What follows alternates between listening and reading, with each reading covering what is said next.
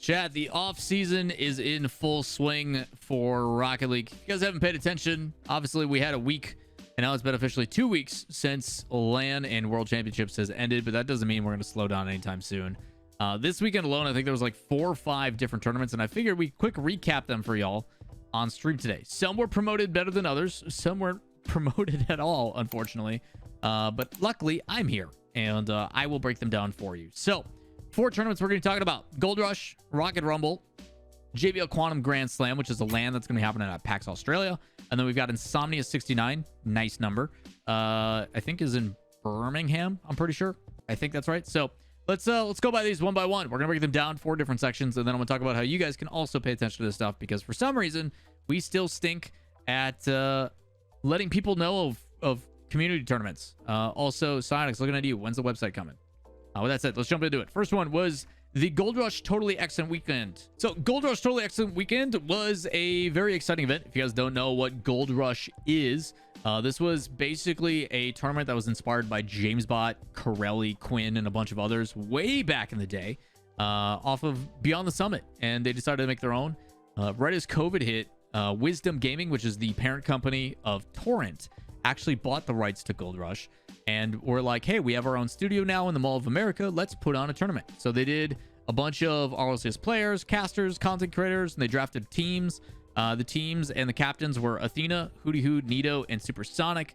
And then they drafted a bunch of players. The full teams were Walkman Warriors, which was Athena, Calm, Dapper; Neon Ballers, which was Hootie Hoot, Justin, Magic Bear; Wicked Kids, which was Nito, Turbo Pulse, and Kronovi; and Mallrats, which was basically V1 with Supersonic, Super Torment, and Fireburner. Everybody looked at Neon Ballers, and after this draft happened, it's like, okay, who gets first pick and got Justin? And how the heck did you let Magic Bear, a starter for the team, go after picking up Dapper? I don't understand how Magic Bear was last pick, but as soon as that happened, I'm like, yeah, that team wins. They're clearly the best. They only dropped 3 individual games for the entire tournament, going 6-0. They won every single series they played in, and it was a $20,000 tournament. So they got to take home $8 grand. 5 grand for second place, which was Mallrats, which was Team V1 pretty much. Wicked Kids took 3rd place, and then Walkman Warriors took 4th place. Pretty close overall in the standings, but they played, what was cool about this, all totally custom maps. The general theme of the Totally Excellent Weekend was like an 80s throwback. The maps were custom made by some community figures, and it wasn't actually Lethamyr this time. It was totally different. I forget the name of it, but they had like 6 different unique maps. One was like drop shot volleyball. They had one where it was a hoop ski, where they played like skee ball but with hoops. They played one with like 10 goals. They played a Tetris map where like once you scored the Tetris piece, that part you couldn't like put in. Yeah, Simple Shark and Mr. Swaggles. Thank you, Finky.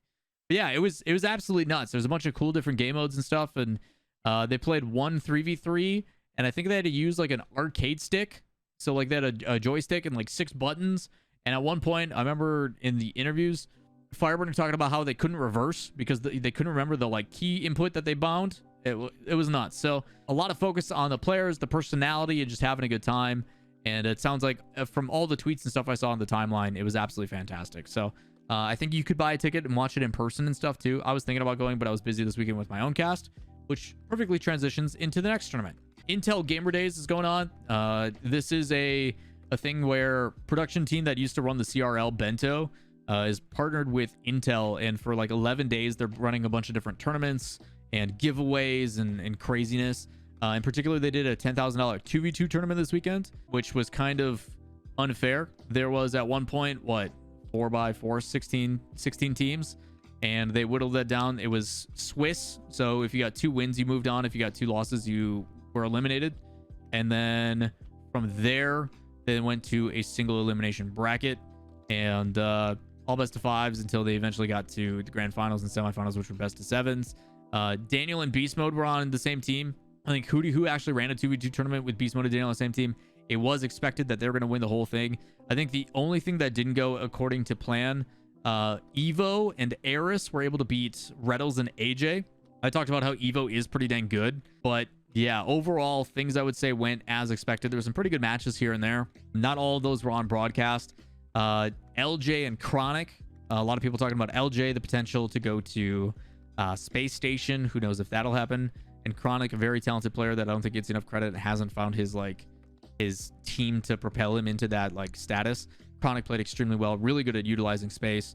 Ended up beating First Killer and missed. After First Killer missed, it looked absolutely insane against Gyro and Omar, but I would say arguably Gyro and Omar give a lot more space than LJ and Chronic. So playstyle wise, that one worked out pretty dang well, but Daniel and LJ just played with their food the whole time. Turtle goals and like pre-jumps off the ceiling. At one point, there was a play where they like got possession back after a shot, and Beastmode, rather than going for a demo, goes to take corner boost and says, heck, that goes up on the back wall.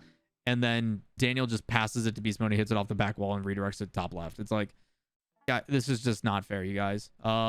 These were very late. They started at like 6 o'clock my time at night, 7 o'clock my time at night, and didn't finish till like midnight. So like we slowly lost our minds. It was myself, Spaceman, and Chixa doing all the casting and stuff. So pretty fun little 2v2 event. But yeah, Beastmode and Daniel were expected to win the whole thing, and they did. So that went as expected. Jumping over to Australia. Not a lot of people know about this one.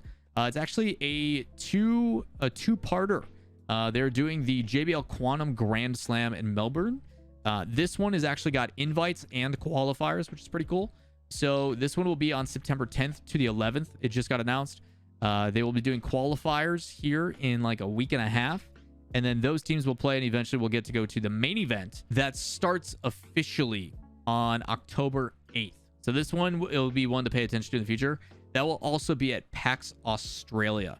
They do have some teams that have been invited: Renegades, Pioneers, Power, Kaka's Minions, Rancid Rats, 3-1-2s, Team Bliss, Dire Wolves.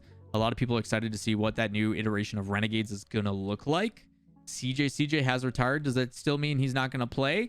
We'll have to wait and see. Also, if it's a live event, does that mean he's going to be casting instead? A lot of exciting things. So a little bit of some insight looking into the Australia region and seeing some early iterations of what might become the new mainstays. So put that one on your radar. That'll be pretty cool. And then the last one, Insomnia. If you guys don't know, Insomnia, this is their 10th tournament, the first of 2022. Insomnia has always done some cool lane events. I remember like Gregan, Cole, and Stumpy, them doing these all the way in the past. This time it's Digital Bacon and Craftman.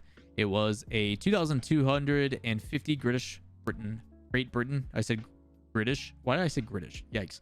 Great Britain pounds. GBP. So 2,600 American, 2,700 American. This was in Birmingham. They've done this like every year.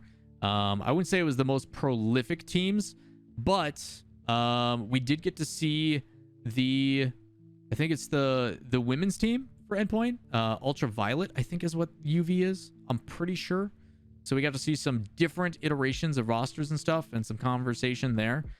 We didn't get to see any of like the mainstays, but with that said, Cobra Kai's, JS, Ducks, and Crimson ended up taking the victory there. So congratulations to them. So again, a couple tournaments going on the weekend. If you guys would like to stay up to date on these as well in your own time, easy way you can do it. Go to Liquipedia, and on the very right-hand side, they have upcoming tournaments. You can filter these by level of tournaments. During the off season, I usually turn on B tier as well, because then you're going to get the tournaments that aren't of RLCS caliber or majors and all that kind of stuff. And you can start to see these. They have the ones that are within the last week, the current week, and then the following week. So just a good way to stay up to date on all of these and the things that are going on. Don't forget ESRL, the Elite Series as well, is going on also. So there's a lot of Rocket League to watch, even though we're in the off season. I know a lot of people are losing their minds. These are also really good ways to keep tabs on roster changes or potential tryouts in an official status. Obviously, I don't look too heavily into them, but it could literally be a way to, in real competition, see what some of these different iterations of rosters are going to be if teams aren't uploading their replays to ball chasing, or Shift hasn't reported it, all that kind of stuff. So again, quick and easy way to stay up to date, but probably my favorite of the weekend, I would have to say, even though Rocket Rumble was cool and I got to cast it. Totally excellent weekend with Gold Rush. I think a lot of really cool things that production team tried and did.